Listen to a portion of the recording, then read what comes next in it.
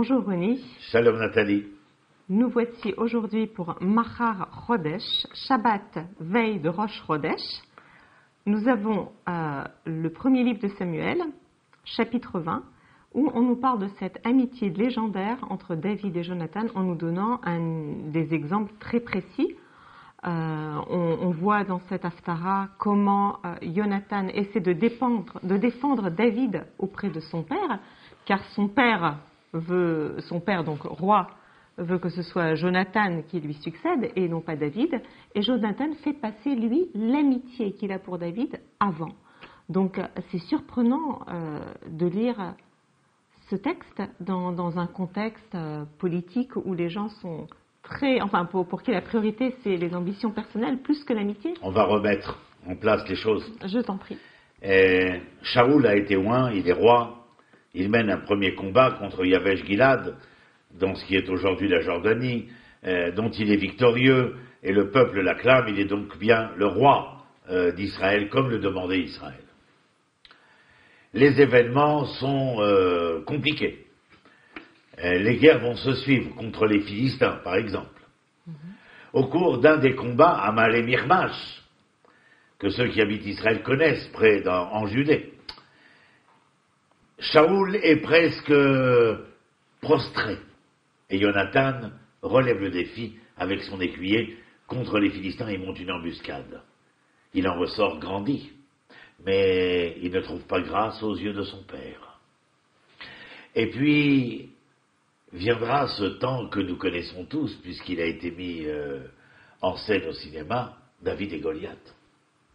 Et le petit David qui venait apporter avec sa besace fruits et légumes à ses frères, qui eux étaient des soldats de Shaoul, les voici dans la vallée de Héla, près du Gush Etzion, toujours en Judée, où les armées se font face, et Goliath sort des rangs et dit pas besoin de se battre tous, envoyez-moi l'un de vos héros, et celui qui gagnera, eh bien, en sortira victorieux.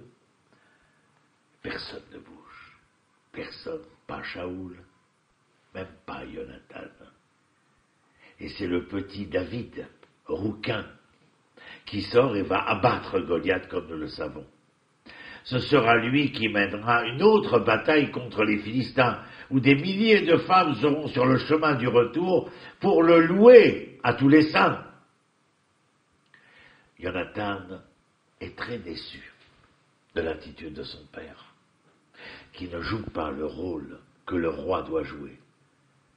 Mais quand il voit David prendre ce rôle, alors que lui-même précédemment l'avait pris aussi insidieusement au nez et à la barbe de son père, que se passe-t-il entre ces deux hommes?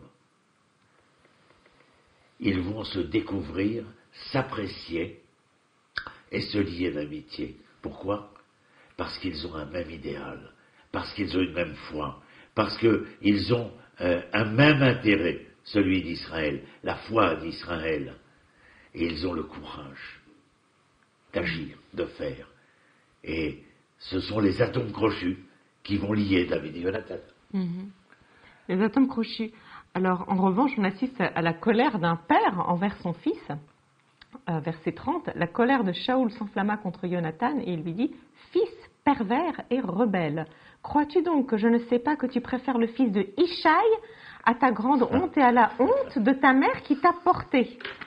Absolument. Il faut savoir qu'après la bataille ratée de Shaoul contre Amalek, où le prophète Shmuel va remettre en question la royauté de Shaoul, et d'ailleurs la mettre à bas, parce que Shaoul n'aura pas agi comme il se doit, et donc il lui déchirera son vêtement, ou certains disent le vêtement de Shmuel sera déchiré, peu nous importe, la royauté est déchirée. Il sait, ou il sent, qu'un successeur viendra. Israël ne restera pas sans royauté, puisqu'Israël a exigé un roi. Et David, ne l'oublions pas, est l'harpiste qui vient soigner les maux de tête du roi Shaoul. Shaoul le connaît, pourtant lors de la guerre, de la bataille contre Goliath, que dit Shaoul à ses enfants? Qui est ce jeune homme? Est-ce qu'il a l'Alzheimer? On ne sait pas. En tout cas, ce que l'on va savoir, c'est que l'attitude de Shaoul vis-à-vis de ce David va devenir de plus en plus obsessive jusqu'à rendre la situation de Shaoul schizophrénique. C'est-à-dire d'avoir la capacité d'enlacer, d'embrasser son fils, de lui promettre, mais aussi de l'insulter, de le frapper, si ce n'est de le battre. Et on voit que Jonathan, par rapport aux arguments de son père, oppose des arguments moraux. Son père lui dit, ni toi, ni ton royaume ne seront assurés, aussi envoie chercher David, et amène-le-moi, car il est passible de mort. Et Jonathan réplique à son père, pourquoi mourrait-il? Qu'a-t-il donc fait? Il oppose un argument purement moral. Qu'a-t-il donc fait? Il y en a un qui donc le père, qui considère le pouvoir, la succession, les intérêts personnels finalement, la gloire personnelle, et l'autre qui oppose des arguments moraux. Absolument. David oppose des arguments moraux parce qu'il ne comprend pas l'attitude de son père. Il essaie. Jonathan ne comprend pas l'attitude de son père. Il essaie, envers et contre tout ce qui se passe, de ramener son père à la raison. Il ramènera David d'ailleurs. Mais alors que David joue, Shaoul se mettra une nouvelle fois en colère, malgré la promesse qu'il fera, Jonathan, d'accepter David, en lui jetant une lance que David évitera. Et puis il y aura ce repas de Rosh Chodesh, auquel seront invités tous les personnages éminents du royaume, dont David. Et Jonathan et David se rencontrent dans un champ. Jonathan donne rendez-vous à David dans un champ. Et David lui dit, je ne viendrai pas au repas de Rosh Chodesh. Ce sera 2 jours. Et lorsque Jonathan s'en retourne, après s'être promis l'un et l'autre cette amitié, mais surtout la promesse de Jonathan de lui dire, je reviendrai ou je te ferai savoir, peu importe de rentrer dans le détail comment maintenant, je te ferai savoir ce qu'il en est avec mon père. Est-ce qu'il est possible de résoudre cette équation si difficile, ou bien est-ce que tu devras t'enfuir? Et le jour de Rosh Chodesh, ils sont tous assis, mais il y a une chaise vide. Eh bien, c'est triste. Et d'ailleurs, justement, on voit qu'il y a de l'émotion dans cette Haftara, une émotion qui n'est pas très habituelle parce qu'en général, bon, la Bible est très austère, très sobre en tout cas, et la Haftara, généralement, l'est aussi un peu, mais là, on décrit ainsi le rendez-vous, enfin la rencontre entre les deux. Ils s'embrassèrent l'un l'autre, donc David et Jonathan, pleurèrent l'un et l'autre. David, surtout, pleura beaucoup. Alors ça, on est étonné quand même qu'il souligne que David, surtout, pleura beaucoup. Pourquoi souligner que David pleura beaucoup? Il faut que tu comprennes que lorsque Shaoul voit que la chaise est vide, le premier jour, Jonathan donne une excuse. Il est allé chez ses parents, dans sa famille. Mais lorsque le deuxième jour, David n'est toujours pas là, la colère de Shaoul est invétérée inévitable. Et Jonathan comprend ce qu'il y a à comprendre. Alors, il le retrouve dans le champ. Et lorsqu'il se retrouve, en vérité, il aurait dû, selon les signes, mais nous ne sommes pas rentrés dans le détail, ne pas rencontrer David, mais lui faire simplement savoir. Or, tu entends? Aucun signe n'a été respecté. Oui, Jonathan et David, Jonathan et David ont senti le besoin de se dire adieu. Tu sais quoi, Nathalie? Quand j'enseigne ce chapitre, j'ai toujours, même maintenant d'ailleurs, tu vois, ça m'est difficile et je vais te dire pourquoi. C'est un moment d'émotion pour moi aussi. Parce que Jonathan doit choisir entre son père et son amour. Je ne sais pas ce qu'il en est des autres, mais beaucoup d'entre nous, en tout cas moi, il fut un âge où la bien-aimée a été amenée à choisir entre son père et son amour. Jonathan choisira son père et il périra avec lui. Jonathan choisira son père. Et il périra avec lui. Ce sont les raisons des larmes, parce qu'elles sont prémonitoires. amour, ma bien-aimée est partie avec son père, et quelque part, ils ont disparu tous les deux. De ton existence.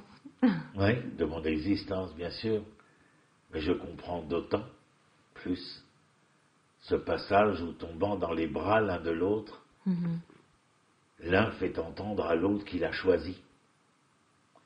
Et quand David dira le cantique si merveilleux qu'il prononcera, apprenant la mort de Shaoul et de Jonathan, il expliquera comment l'un et l'autre étaient inséparables, et que malgré tout cet amour, Jonathan a fait le choix, dans ce dilemme cornélien, de choisir son père et de laisser David partir vers son histoire, vers une toute autre histoire, où Jonathan, malgré son amour, avait choisi de ne plus être jamais présent. Alors, est-ce que c'est la bonne décision? C'est pas sûr. En tout cas, il reste elle restera posée. Il demeure un élément d'éternité malgré tout dans cette amitié. Parce que Jonathan dit à David, va, et que ce soit pour la paix.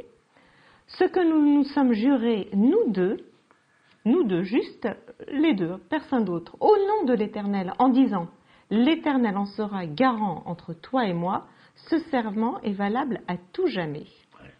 Donc, malgré tout, dans cette petite amitié éphémère, il y a quand même un élément d'éternité. Oui, est-ce que l'éternité peut s'inscrire dans une rencontre éphémère et dans une amitié éphémère? Bien sûr, on se mariera chacun de notre côté, on aura des enfants, on fera notre vie, mais personne ne nous enlèvera l'amour qui reste en nous. Voilà, c'est-à-dire, et même s'il ne reste pas, cette amitié-là, elle a été vécue, elle est très forte, et ça, elle ne pourra pas être retirée. C'est les plus épiques et un des moments les plus, comment dirais-je, sentimentaux et dramatiques en même temps. L'histoire de David et Jonathan, et nos sages diront dans la Mishnah, si vous voulez savoir ce qu'est l'amour, sachez que l'amour est quelque chose qui ne dépend pas de quelque autre chose.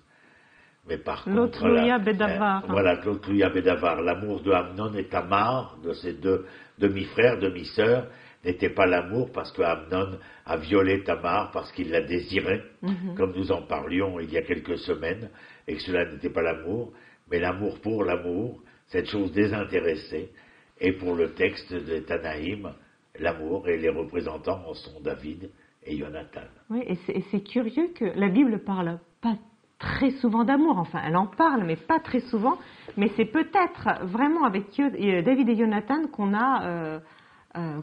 que ce sujet est abordé vraiment de manière frontale. C'est la première fois, la seule fois je pense, où on parle d'amour avec autant d'émotion. On a Shirachirim aussi. Shirachirim, mais c'est plus le désir que l'amour. Et puis on a la seule fois où alors que là, on voit vraiment qu'il y a un appel du cœur, qu'il y a une volonté de ne pas faire passer l'autre avant soi-même. Le seul et unique texte où la femme dit « je t'aime » à l'homme.